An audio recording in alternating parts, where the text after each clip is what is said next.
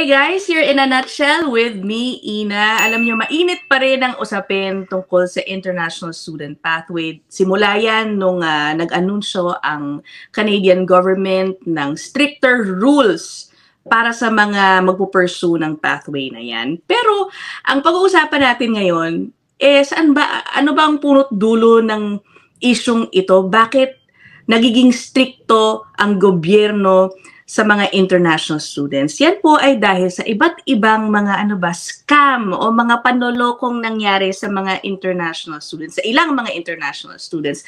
Yan po ang pag-uusapan natin sa episode na ito. Kasama natin si Kuya Nicky o si Nick San, ang one half ng Suncor Unlimited Incorporated. Tumutulong po sila sa napakaraming international students, mga Pilipinong pumapasok po dito sa Canada. Hi again, Kuya Nick! Hi, hello. Magandang gabi, magandang umaga, magandang tanghali, maayong hapon, maayong gabi, o maayong buntag sa tanan. Iisa-isahin talaga na mag-enumerate kami ni Kuya Nick, o si Kuya Nick rather, ng mga problema, kung paano inabuso ang international student pathway. Okay, I think number one, ito ang pinakamalaking pag-aabuso sa mga international students. Yung mga false promises na binibigay o sinasabi sa kanila bago sila makadating dito. Tama ba? Ang daming false promises? Ang dami talaga. No? False promises or misleading information. In short, scam information po na nakukuha natin sa iba't ibang mga source. Kami po as an immigration agency, we always recommend go to the right website, cic.gc.ca or canada.ca. Yun po ang official website ng Canadian Immigration. One of the most siguro well-talked na misleading information is madaling ma-PR through student visa. Yan, okay. There's really no guarantee to that. There's no guaranteed pathway. But if you know which pathway applicable to your profile, marami po kasing permanent residency pathway. Hindi lang isa, dalawa, tatlo, apat, lima, siguro mahigit sa 10. But you need to know which one is applicable to you. For example, tayo, Miss Ina, pupunta tayo sabi nila, mamadaling ma-PR sa Saskatchewan. No? Okay. Kung pupunta ka ba doon, tayong dalawa, kung pupunta ba tayo doon, mapi-PR ba tayong dalawa agad? Hindi, kasi nga, magkaiba tayo ng profile. Ikaw, nasa media ka, ako naman, lagay natin, nasa health. Di ba? Yung province na yun is well known for health. I see. So baka ako malabo. Ganon. Malabo, pero mas mataas yung chance ko.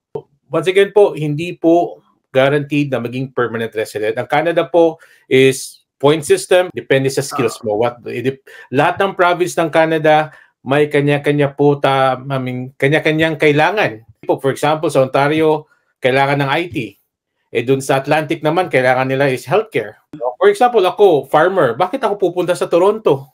So, we need to, choosing the right province based on your profile, choosing the right school for you. Isa din to sa mga scam. For example, Miss Ina, ako may kamag-anak sa Alberta. Pero ang agency ko, gusto nila mag-aral ako sa Ontario. Kailangan natin ng support group dito. Kumbaga, yung ibang agency kasi or information na madaling ma-PR dito, doon tayo. No? So, by end of the day, dahil wala kang support or help group, yun nga, mahihirapan ka. And because of that false promise, kunyari napaniwala ka na madaling ma-PR, syempre, pag hindi ka na-PR, yan ang nagiging problema. Di parang naloko ka din, uuwi ka lang din. Or you will be at a province doing nothing or having a difficult time. Ano pa naman dito sa Canada, very technical po sila. Pag na out of status ka, tinatawag sa US kasi tinatawag na TNT, di ba? Takbo ng takbo. So, ayaw nating mangyari yon. So, as early as applying for the student pa lang, you should know kung anong pathway applicable sa profile mo. Pagiging permanent residency. So, we need to plan for your PR, not just for your study visa. Hindi po porque bata ka, madali ka ma-PR, pero matanda ka, mahirap pa. Wala pong ganun. Okay.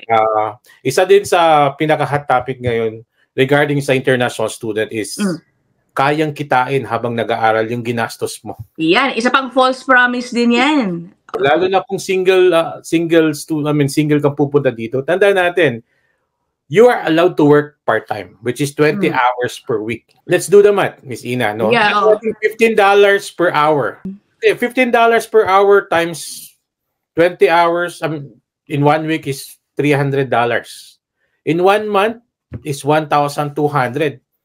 Diba? So, lagay natin, ibawas natin yung 200 kasi tax yan. Tandaan natin, Canada is a country of tax. Talagang mataas yung tax dito, 13% sa Ontario pa lang, no? So, 1,000 is $1,000 good enough for your tuition fee, for your rent, for your personal needs? Is none. Kasi yung rent pa lang dito, nasa 600 to 700 na isang kwarto. Depende po yan. Diba? So, and eto pa, hindi lahat ng employer are willing to provide 20 hours per week. Kasi hindi lang naman ikaw yung estudyante. Yeah. Hindi ikaw nagpa-part-time. What about those local Canadians? So, Kuya Nick, ano ang ina-advise niyo tungkol sa issue na yan? Pag tinatanong kayo na, Kuya Nick, isang SEM lang ang kaya namin. Kaya ko bang sustentuhan with work ang buhay ko dyan as international student? What do you tell them? You need to be financially prepared. So, eto kasi ang requirement kasi ng immigration, you need to prove that you have 1 year worth of tuition fee in your bank. Second, bagong news na to, January 2024, meron ng bagong proof of funds needed. 20,635 if I'm not mistaken.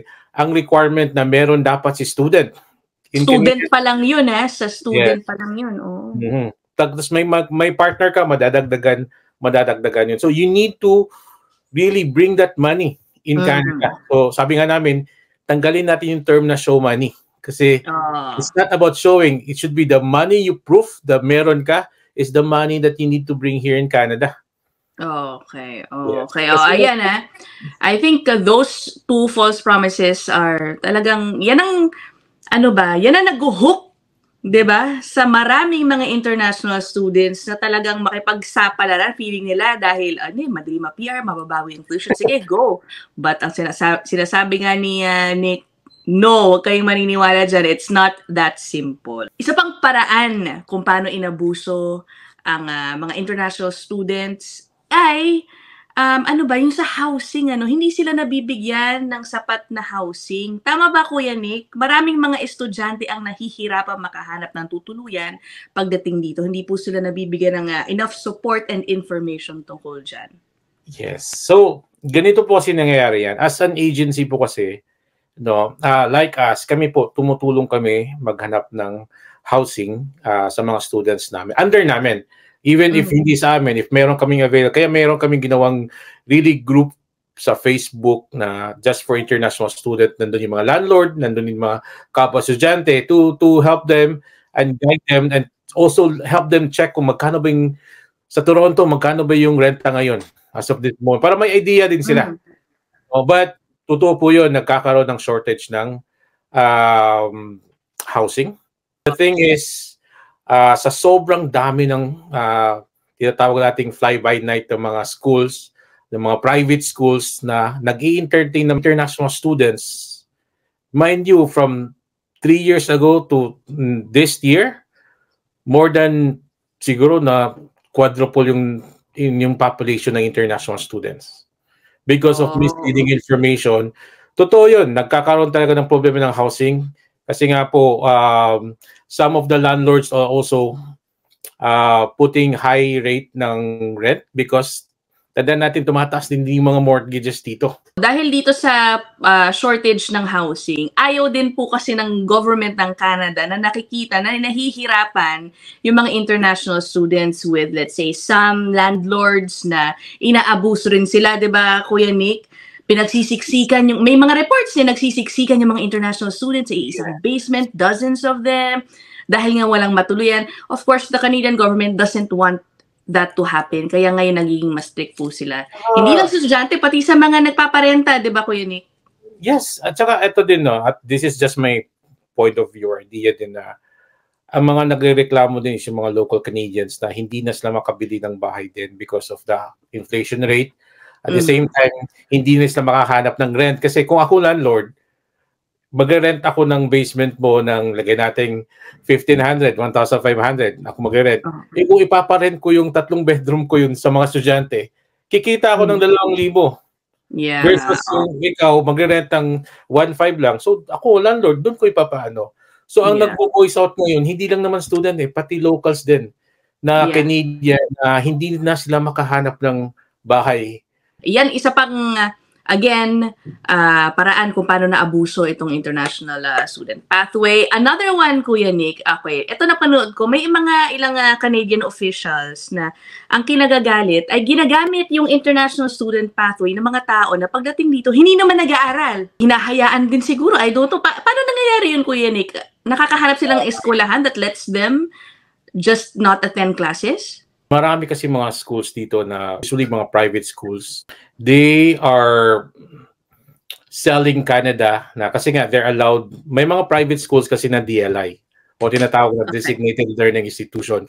When we say DLI, pwede sila mag-offer ng international student.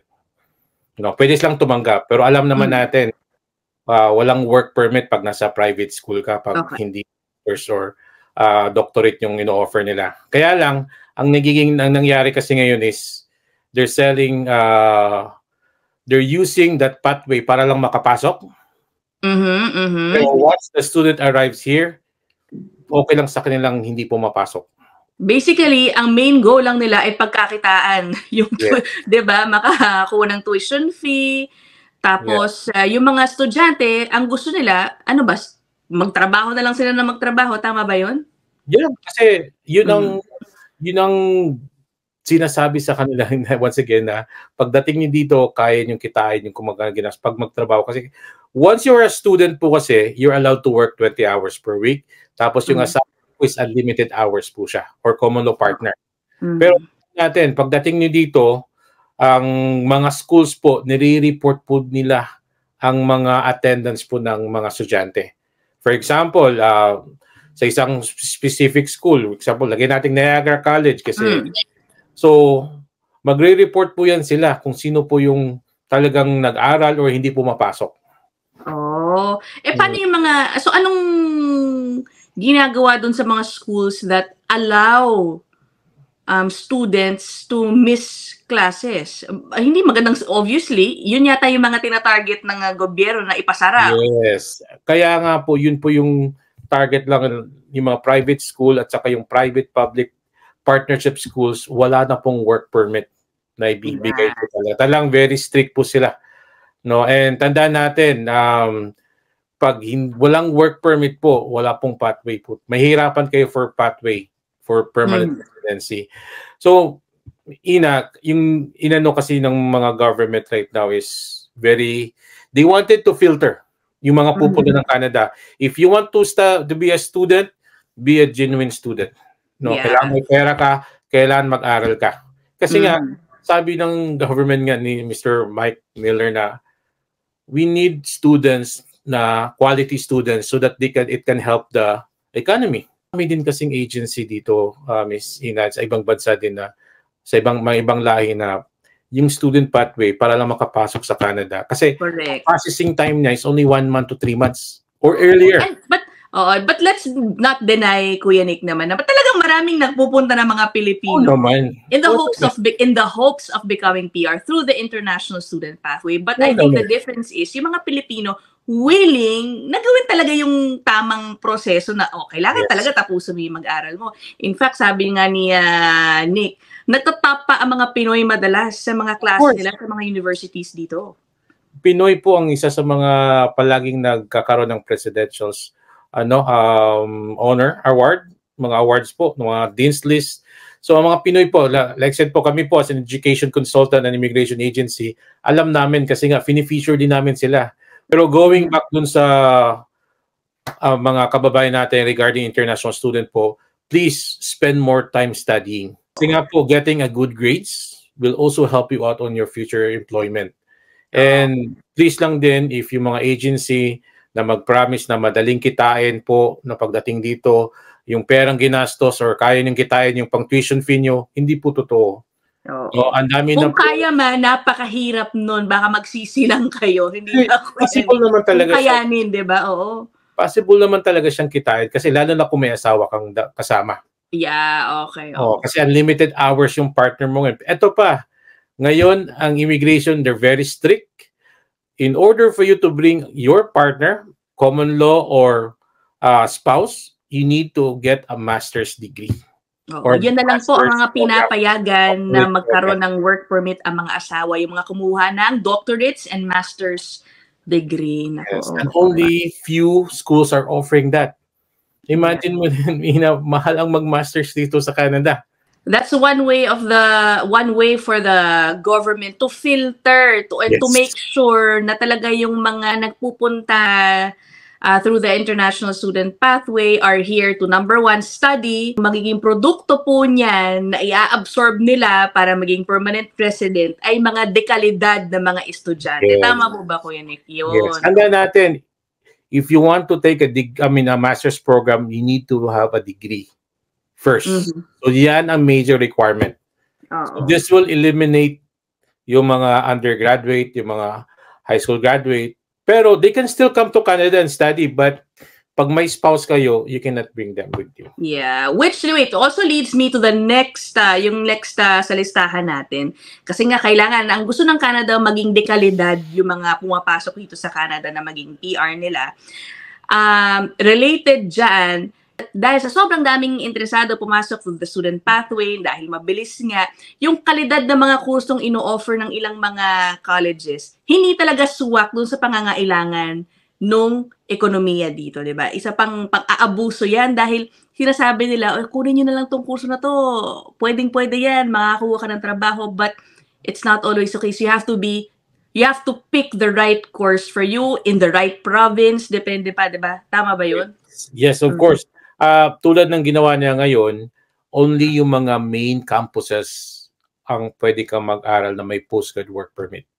Yung mga satellite campuses, talagang stop now. No more work permit for them temporarily for the next 2 years. Wala naman silang sinabing isa-shutdown.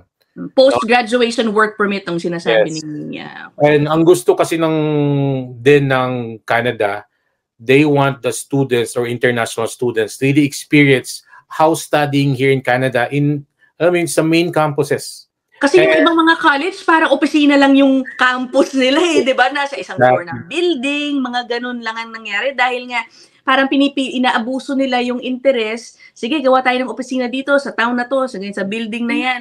Tanggap sila ng tanggap kasi nga very lucrative ang laki ng tuition fee ng mga estudyante.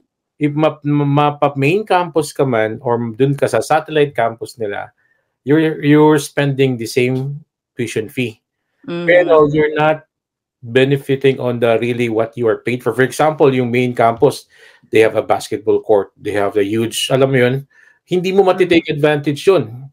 Kung dun ka sa satellite nila, which is parang building nga lang, no? Most of the schools kasi, libre yung bus pag nasa satellite campus. Pag nasa main campus ka. Libre yung bus. When it comes to, pag nasa satellite ka, hindi mo makukuha yun kasi mahirap maglibre ng bus kasi it's expensive. Isa yan sa pinaka-target ng immigration or yung Canada right now is to eliminate those private schools na hindi bibigay ng standard, less standard of education. Correct. Oo, alam nyo kasi makakatulong din talaga yan sa mga international students because it helps increase their chances of becoming PR. Yes. Kasi kung papatulan ninyo yung mga sinasabi, sige, some generic course, wala kang specific skill na makukuha, oo, matatapos mo yun. Pero kapag mag-a-apply ka na ng trabaho, parang walang demand for that. Anong magiging trabaho mo, diba? There's no specific skill na may offer ka. Ang tandaan din natin, international student tayo. Tandaan natin, Canada, priority nila yung local nila muna. Yeah, okay. No? Hindi porke, for example, nag-aral ka ng IT, tandaan natin, mayroon tayong makalaban ng mga IT na locally graduate din in university. It does not guarantee din na pag nag-aral ka sa isang school na to is yung trabaho andyan na. No, you need to work hard on it. Work for it. No? And at the same time, ang pagtatrabaho kasi, you need to start doing that while you were studying. Kumbaga, do a part-time job. Naghahanap ka na ng work habang nag-aaral ka pa. Oo. Binibuild up mo na yung ano mo, resume mo. Nag-aaral ka pa lang. And then, kung may co-op kayo, co-op is parang OJT, take that opportunity to showcase your skills. Kung nagustuhan ka ng employer mo, they can always employ you after you finish your study. Yeah. So, those are just some strategies yung sinasabi ni Kuya Nick, no, to be more competitive dito sa labor market dito. Dahil talagang napaka-competitive na, di ba? Sa dami ng mga pumasok, mas mahirap na talaga. Aminin mo, Kuya Nick, siguro from your time when you got here, which was almost 8 years ago. 7 years. Diba? 7 years ago, hindi kasing competitive. Tama ba? Kaya, tulad ngayon. Hindi siya ganun ka-competitive. Pero, it doesn't mean na, for example nga, kung IT ka, makakahanap ka agad ng IT. Everyone should start somewhere. Or, diba? Kaya nga, huwag tayo mamili muna. Kung anong meron, alam mo yun, ang Canada kasi, they don't care kung ano ba talaga experience mo sa ibang bansa. Kasi nga, it did not happen in Canada. Malay ba nila kung nilagay mo lang yan sa resume? Okay. Pero kung nakita nila yung skills mo talaga, na uy, totoo talagang may skills yung ganito, and hindi po sila magdadalawang isip i-promote kayo. Yeah. Or sponsoran kayo. Kaya nga po, kung student kayo, while you're studying, doing part-time job, marami tayong mga kababayan na students na nag-aral ng IT, pero nagtatrabaho sa McDonald's, sa Tim Hortons, sa Burger King, na promote sila supervisor. Pag graduate nila, hindi nila pinractice agad. Nag-stay muna sila dun sa trabaho na yon. Kasi, Miss Ina, hindi kailangan kung anong tinapos mo, yun din dapat yung trabaho mo related. Yeah, oo, tama. Isa din yan. But again, it's very technical. Kaya nga po, marami pa kaming pwedeng pag-usapan dito sa Miss Ina regarding sa international student. But nakafocus po kami ngayon sa mga misleading information, mga scam. But once again, hindi po guaranteed na maging PR po ang international student. Hindi rin po kayang kitain yung ginastos ng international student habang nag-aaral. Correct. Kaya ang advice, mabigat man sa bulsa, kung mag-international student, siguro, Kuya Nick, kung kulang ang pondo, wag na lang munang ituloy. Yun ba ang advice din niyo, di ba? Yes. Sa Suncor po, no, we always recommend, you know what, this is the reality. This is the money is required. If your funds are ready, let's start. If it's not, maghintay, mag-ipon muna tayo. Maybe it's not at the right time. Kasi ayaw namin kayong mahirapan pagdating dito. And of course, ang Canada, nangyayari kasi nagiging liability na yung mga international student. I'm not talking about Pinoy. Sad to say. Oo, sad to say, no? Dahil, sige, ituloy mo, Kuya Nick, bakit nagiging liability yung kasi international? Po, for example na lang, yung food bank. This food bank is for, ang purpose ng mga food bank is mga less fortunate Canadians. Yeah. Bakit tayo mga international student pumipila? Tandaan natin, may requirements tayo, magdadala tayo ng pera para pang araw-araw natin, pang renta natin, pero bakit tayo pumipila doon? And tandaan natin, they also take note of your names. They also take note of your status. Bakit ang mga international student nandun na sa food bank ngayon, nangihingi ng pagkain? Yeah. Diba? So, yung mga usually nakukuha ng food bank, nauubusan na. So, isisisihin nila yung mga international student. Sila kasi kumuha. Yeah, when the fact is, you were supposed to bring money with you when you got here to sustain yourselves. So, international student is a big business na dinadala ng mga students pumupunta ng Canada. It's a billion business. Yeah. Kaya nga po, over the pandemic, ang Canada lang po ang hindi nagsara when it comes to international student. Other countries nagsara, but still, they continue. They allowed students to study abroad. I mean, sa home country, they allowed students to 50% do online. So those are the things that they adjusted, no? Saka dinidinig din ng immigration yung hinihingi ng students na pwedeng mag-work more than 20 hours, binigay, no? Yung mga napasuna yung mga permits, in-extend, binigyan ng extra 18 months, binigay din. Pero of course, hindi naman pwedeng bigay lang ng bigay yung Canada, yung immigration. Correct. Siyempre, they want quality. Kaya nga po, binigay nila yung one way to filter this one is, yun nga, yung bagong mga changes na in-announce recently. Correct. So we'll see if it helps. Sana nga makatulong din dahil sa ano ba to? And this is for the benefit not just of Filipino international students but everybody. Tsaka yung mga binabanggit namin i-clarify lang namin na mga abuso sa sistema, pati mga international students na trying to find a loophole in the process. Hindi po mga Pilipino ang gumagawa niya. Mababait ang mga international students sa mga Pilipino, ha? O, ibang mga, hindi po tayo yan. Huwag na tayo mabanggit ang iba. Ano lang tayo? Ano ba tawag doon? Yung nadamay lang? Ano ba yung term? Oo, nadamay. Oo nga, sayang. Once again, be ready. No? And of course, dapat alam niyo kung paano kayo mapi-PR bago pa kayo pupunta dito sa Canada. So we do offer free one-on-one consultation din. Baka naman kasi Canada is not for us. Correct. Oo nga. Oy, remember, Canada's not for everybody. May mga taong mas masaya sa Pilipinas. So doon na kayo. May mga mas masaya dito. Yun nga po. Think about it. No? Think not only twice, thrice.